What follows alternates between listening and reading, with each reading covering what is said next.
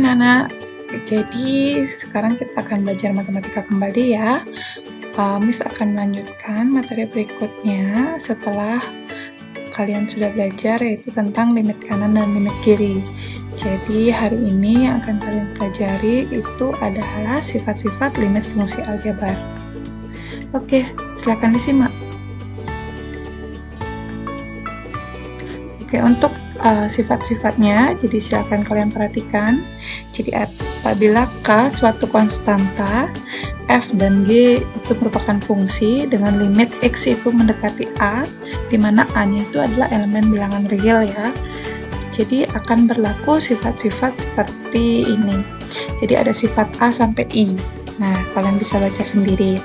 Miss akan memberi contoh cara membaca beberapa ya. Jadi seperti yang A, misalnya limit X mendekati A, itu untuk K, itu nilainya akan menjadi K. Kemudian untuk yang B, limit X mendekati A, Fx itu akan menjadi Fa. Kemudian untuk C, limit X mendekati A, K dikali dengan Fx itu akan sama dengan K dikali dengan limit X mendekati A fungsi Fx-nya. Nah, untuk yang D, kalian bisa baca polanya, ini tergantung operasi dari soal ya. Jadi misalnya nanti di sini tambah, berarti di penjabarannya juga tambah. Jika pada soal itu nanti kurang, berarti pada penjabaran juga kurang, itu maksudnya. Jadi pilih salah satu antara tambah atau kurang. Nah, untuk yang E itu untuk operasi perkalian fungsi Fx kali fungsi Gx, itu akan berlaku limit X mendekati A fungsi Fx itu dikali dengan limit X mendekati A fungsi Gx. Jadi limitnya itu dijabarkan. Nah, sama halnya seperti dengan yang F, yaitu untuk limit X mendekati A, fungsi Fx itu dibagi dengan fungsi Gx, itu akan sama artinya dengan limit X mendekati A, Fx dibagi dengan limit X mendekati A, Gx. Nah, untuk yang F ini ada syaratnya ya nak ya. Jadi untuk Gx-nya, fungsi Gx-nya itu tidak boleh limitnya itu sama dengan 0. Kenapa tidak boleh sama dengan 0? Karena jika Gx ini nilainya 0, jadi kan kalian sudah belajar setiap operasi pecahan jika dibagi dengan 0 itu akan tidak terdefinisi. Jadi ada syaratnya. Jadi limit X mendekati A, Gx-nya itu tidak boleh sama dengan 0. Nah, untuk yang G itu untuk limit bilangan fungsi berpangkat ya. Jadi jika Fx-nya itu dipangkatkan n, nah akan berubah bentuk atau sama dengan limit X mendekati A fungsi Fx dipangkatkan dengan n, gitu. Oke, untuk yang I untuk bentuk akarnya. Nah, bagaimana cara kalian menghafal ini semua? Miss tidak menyarankan untuk menghafal ya, tapi lebih ke memahami maknanya dengan cara banyak latihan seperti itu. Oke, jadi selanjutnya Miss akan memberikan kalian beberapa contoh penggunaan sifat-sifat ini pada soal-soal limit fungsi ya. Oke, jadi untuk soal yang pertama itu kalian bisa pahami dulu. Jadi jika limit X mendekati 3, fungsi Fx itu sama dengan 5, kemudian limit X mendekati Gx limit X mendekati 3 fungsi Gx itu sama dengan 9, maka nilai limit X mendekati 3 Fx ditambah Gx dibagi dengan 2 Fx itu adalah berapa? Seperti itu soalnya ya. Jadi ini fungsi Fx-nya sama Gx-nya kita tidak tahu, tetapi kita punya nilainya, yaitu 5 dan 9. Ini soalnya. Oke, jika ketemu soal seperti ini, biasakan buat penyelesaian matematikanya secara sistematis. Jadi ada diketahui.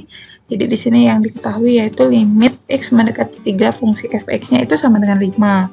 Dan limit X mendekati 3 fungsi Gx itu sama dengan 9.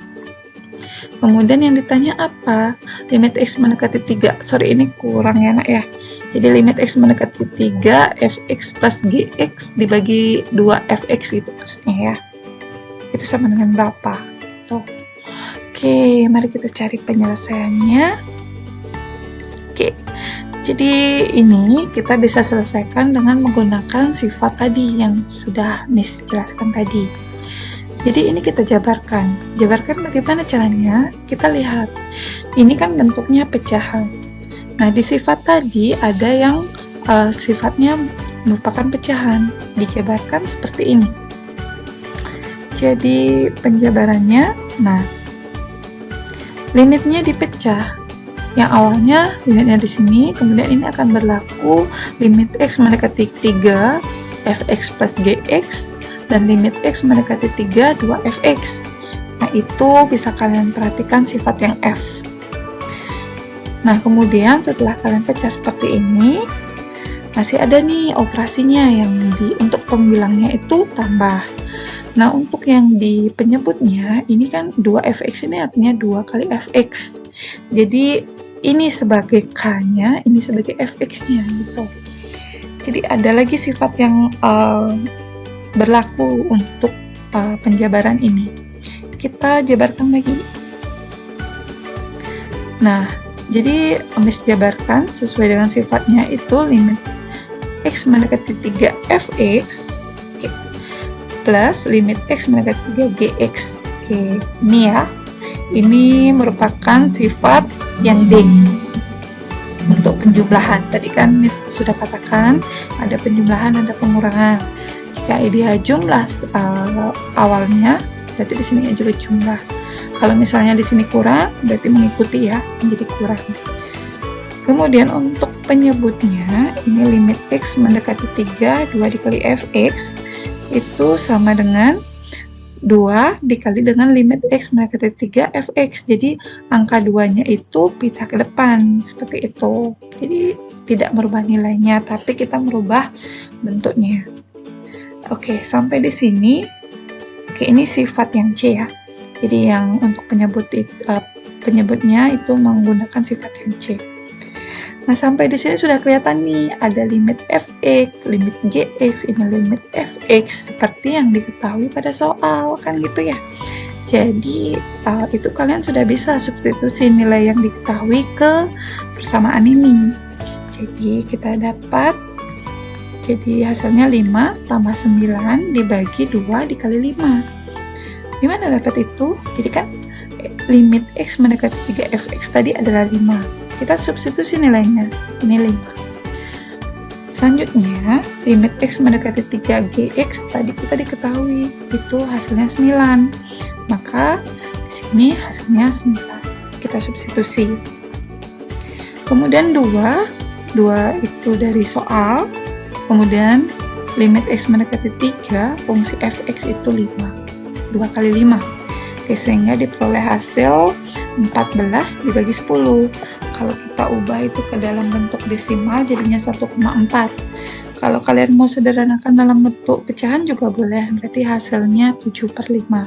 Oke, jadi kalau untuk soal uraian disederhanakan boleh saja, kalian mau ke desimal atau ke pecahan ya.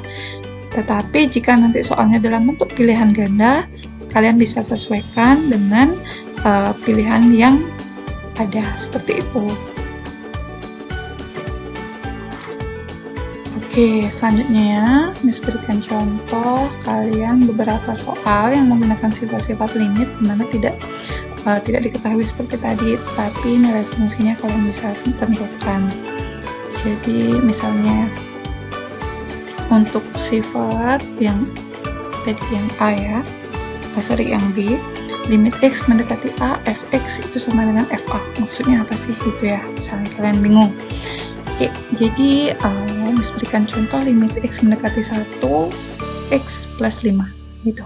Jadi yang sebagai A di sini adalah 1, sedangkan fungsi fx-nya itu adalah x plus 5. Oke. Kemudian apa maksudnya fa? Artinya setiap fungsi fx ini x-nya kalian ganti dengan a yang disediakan. Jadi yang tadi seperti tadi Miss katakan, di sini yang sebagai a adalah 1. Maka kalian substitusi nilai 1 ke x. Jadi nanti kalian dapat 1 plus 5. Hasilnya adalah 6. Jadi nilai limitnya adalah 6. Nah, penyelesaian soal seperti ini disebut dengan substitusi langsung. Jadi bisa disebut dengan metode substitusi langsung ya. Oke, kemudian contoh 2-nya itu ada untuk limit X mendekati 2, X pangkat 3 min 4. Jadi ini yang kalian substitusi nilainya adalah untuk X-nya 2. Jadi kalian ganti nilai X-nya itu 2. Oke, jadi kalian peroleh hasilnya 2 pangkat 3 min 4. Tuh, jadi nilai X-nya aja yang diganti. Hasilnya adalah 8 min 4 ya. Jadi nilai limitnya adalah 4. Oke, seperti yang Miss katakan tadi, jadi sifat ini biasanya dikatakan sebagai menentukan nilai limit fungsi aljabar menggunakan cara substitusi langsung. Jadi untuk sifat yang kedua ini, yang B tadi, jadi ini bisa dikatakan sebagai metode substitusi langsung.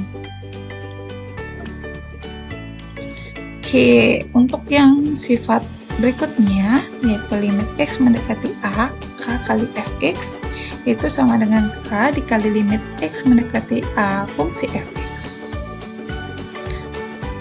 Oke, contohnya seperti itu. Nah, perubahannya silakan kalian lihat.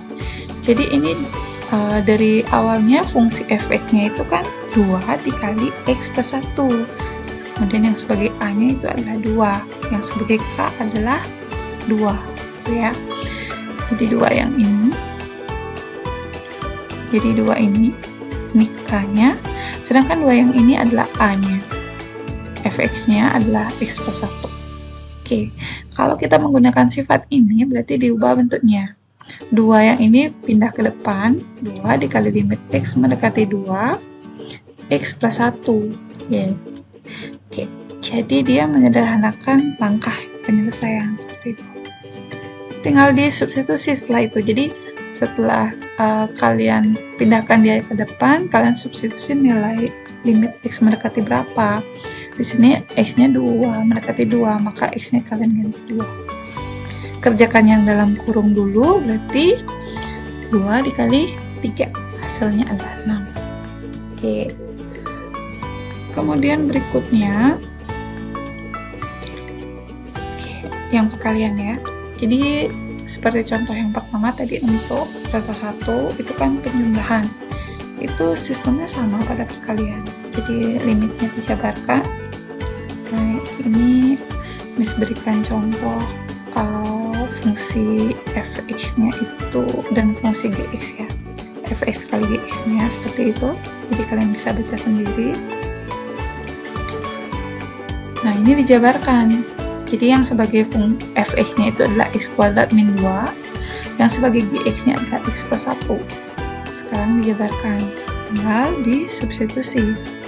Nah, nilai limitnya mengikuti ini. Kalau ini X mendekati 1, berarti di sini X mendekati 1, ini juga X mendekati 1. Jangan berubah ya. Jadi dia konstan, tergantung soal. Tinggal disubstitusi, kalian peroleh hasilnya. Oke, jadi jawabannya adalah min 1 kali 2, hasilnya min 2. Oke, contoh terakhir untuk bilangan berpangkat. Nah, ini memberikan contoh untuk bilangan berpangkatnya itu adalah limit X mendekati 1, 2X plus 3 itu pangkat 3. Jadi, ini kan sebenarnya fungsi fx-nya itu adalah 2X plus 3, n-nya 3, gitu ya. Nah, ini sebenarnya yang dipangkatkan yang kan fungsi fx-nya saja, tapi limitnya tidak ikut. Tapi, menurut sifat ini, jika kalian cari nilai limit fungsinya dulu, baru kalian pangkatkan 3 akan sama saja. Jadi, kalian substitusi dulu nilai limit X mendekati berapanya. Itu kan 1 soalnya ya.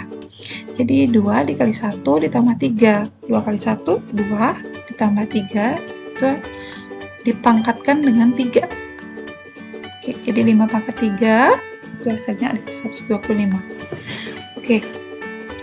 Mari kita coba, misalnya kita gunakan substitusi langsung tanpa menggunakan sifat ini. Apakah hasilnya sama dengan 125?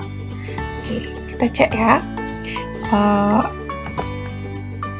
Oke, jadi ini X mendekati 1, kita substitusi berarti kan 2 dikali 1 ditambah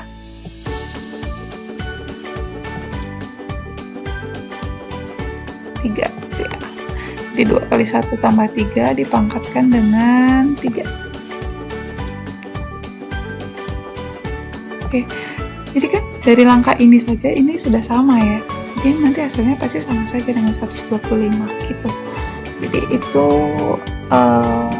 bukti bahwa kalau kalian substitusi dia langsung tanpa menggunakan rumusnya ini. Ini kan dicari limitnya dulu, baru dikatakan 3. Nah, ini disubstitusi saja langsung, hasilnya juga sama. Gitu. Jadi pernyataan ini adalah benar. Oke, itu contoh beberapa sifat-sifat limit fungsi yang kalian bisa pakai patokan atau pedoman dalam menjawab soal. Jadi mana yang sekiranya diperlukan untuk menyelesaikan soal.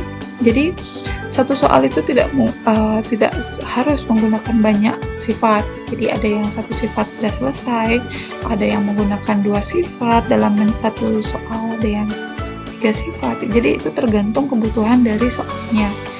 Nah, ini adalah bagaimana cara penalaran kalian bisa menggunakan sifat-sifat yang sudah jelaskan tadi dengan benar sesuai dengan kebutuhan soal yang ada. Oke, cukup sekian contoh yang Miss berikan. Miss harap kalian bisa memahaminya, dan Miss rasa juga sudah cukup contoh-contohnya. Jadi silakan kalian pelajari mendalam. Jika ada yang masih belum kalian bisa pahami, silakan kalian tanyakan pada sesi diskusi ya. Oke, hari ini Miss cukupkan. Terima kasih.